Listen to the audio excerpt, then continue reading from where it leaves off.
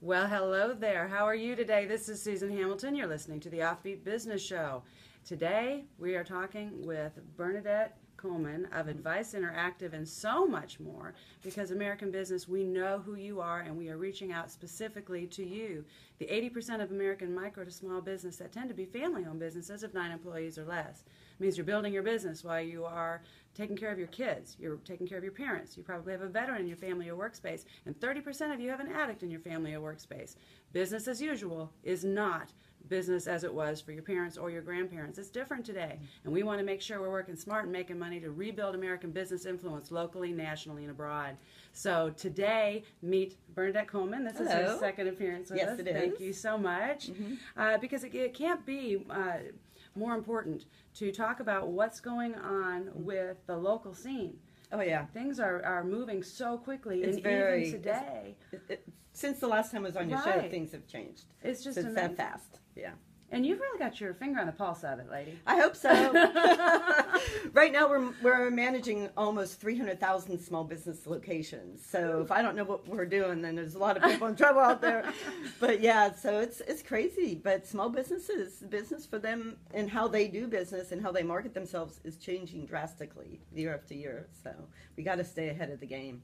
You know, you made some observations while we were talking earlier that I'd like you to repeat if you don't mind. Sure. But we were talking about the difference between how we do business today. You know, used to be when we talked about search engine results, we wanted to be found. We wanted our website to be found. You want to be number one on the line. Yeah, right? Or at least on that first Google. page. And Google was the big, and the whole idea was driving people to the website. But as you pointed out, today's consumer isn't purchasing like that. No, they're not. And they're not searching like that anymore either. So you used a phrase. What was that phrase? Micromoments. Micromoments. Yeah, it was coined by Google. So micromoments are the moment in time, which happens 100 times a day, by the way. I mean, even if you're standing in line at the bank, right? Or you get a text from someone, or you post something online, or you read something, or you hear something. So those are all these little moments during the day where something may happen that may lead you to want to buy something, learn something, research something, right? And during those times where you're doing where these micro moments are happening, small businesses need to be there and be found where people are searching for those needs.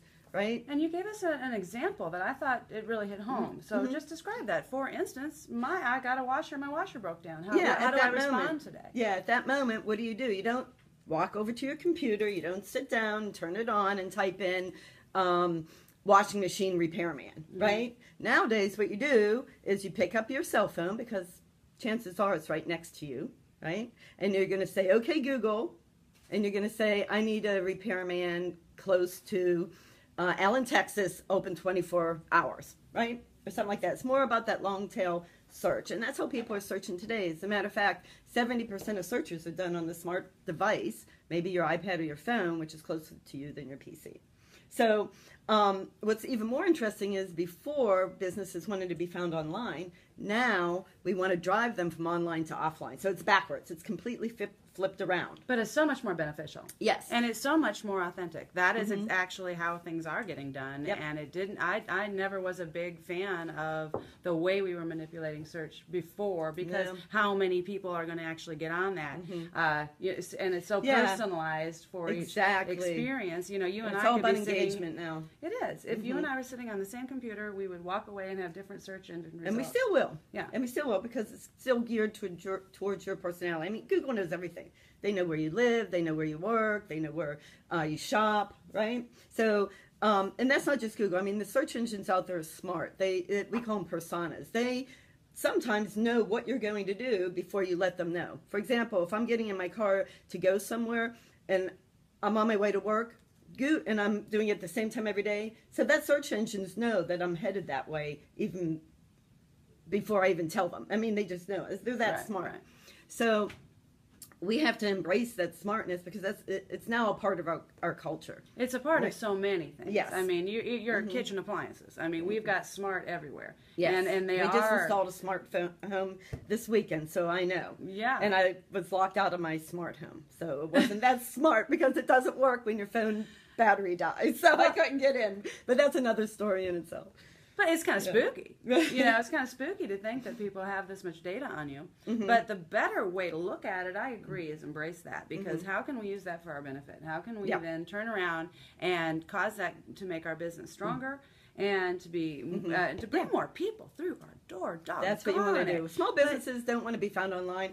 They want someone to pick up the phone and call them. They want someone to open their door and walk in and purchase. Right? Well, you just nailed something there, because that to me is the disconnect we had prior to this, is that purchase ability, because you could do everything great with your SEO, but if you can't close that sale once they come in those doors, and you wonder, well, if you look strictly at the numbers, you're not going to really understand what on earth happened. There's so much more to it. What you're saying is today we have this other component that says we're going to go ahead and lead them right to your door. It's called online to offline. And as Forrester this year said, it was a $2 trillion opportunity for small businesses.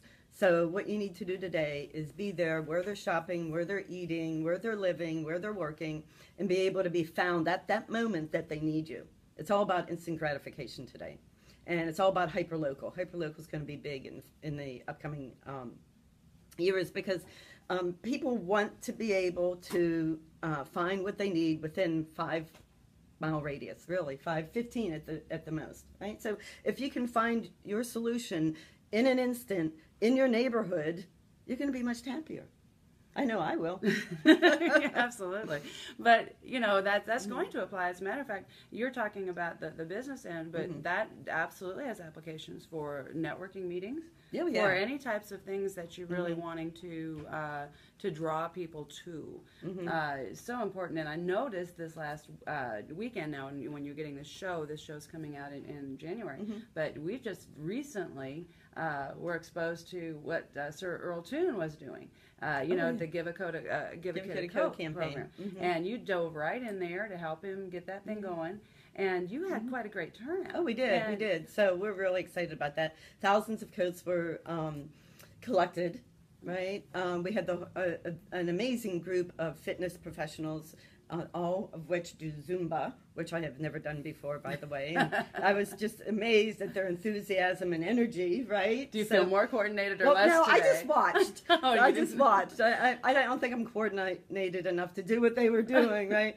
But it was amazing how the whole community came together, not just the fitness people, but the small businesses and the leaders of our community all came together, because really, quite frankly, there's about 5,000 kids here in the Dallas area alone that don't have winter coats.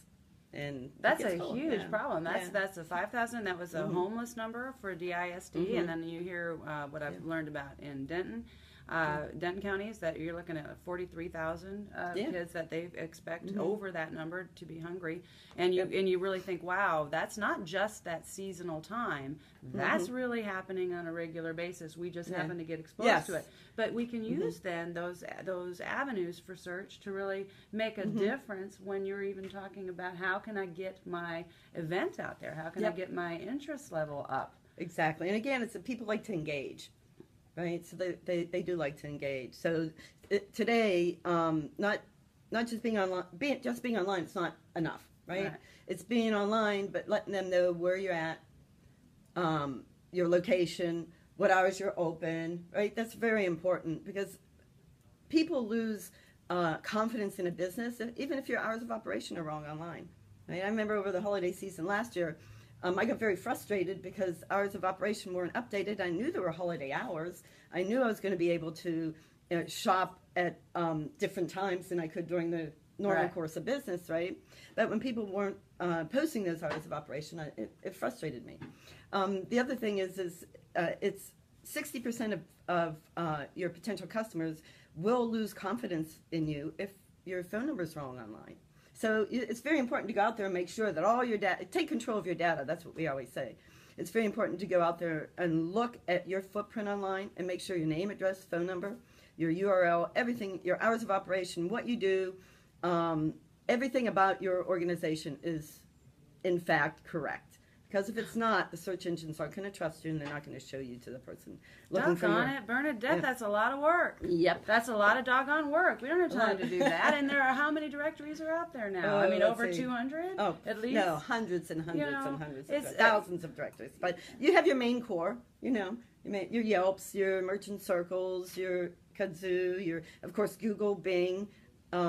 You'd be surprised how many small businesses don't have accurate information on Google, and Google's the primary source that drives business into I the will stores, say yeah. my personal opinion on that is that Google does not make that easy to do, No, and they they jack up all your phone numbers, and they make it very, very difficult. I hope that becomes more user friendly soon, from that standpoint, from the business owner. Yeah, it's funny because what Google does is, even if you go in and change the information, if you don't change it consistently, if you just change it on Google, their algorithm will still go out and look at these other directories, and if the wrong number's on those directories, they will overwrite your own input on your own Google profile, because they'll trust the other directories before they'll even trust you. And the reason being is that it's algorithmic driven, right?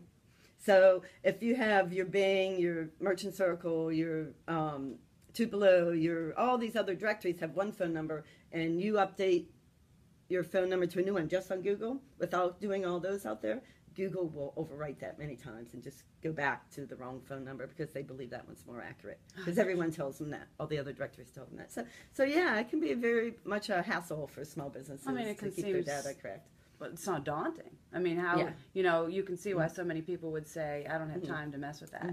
I don't have time to fiddle around with that. I'm busy trying to make money.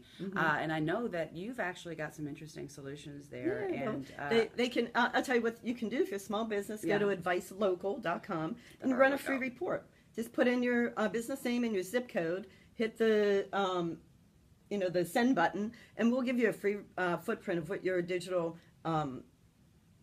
visibility looks like online. And you can actually look at duplicate listings, bad data, right? And that can help you fix it. And if you don't have the time to fix it, you can just give us a call. We'll fix it for you. It's that simple. That's pretty interesting, isn't it, guys? We're going to talk about that just a little bit more when we come back. We're going to take a break and listen to a few of our sponsors. And when we return, we're going to talk with Bernadette a little bit more about what she just said, because that was a whole bunch. And we need to unpack that just a tad. So when we get back, you're listening to the Offbeat Business Show. We'll continue talking with Bernadette Coleman with Advice Local, and wait till you find out she's got a couple more ideas that's going to make it really super easy for your business to be found online.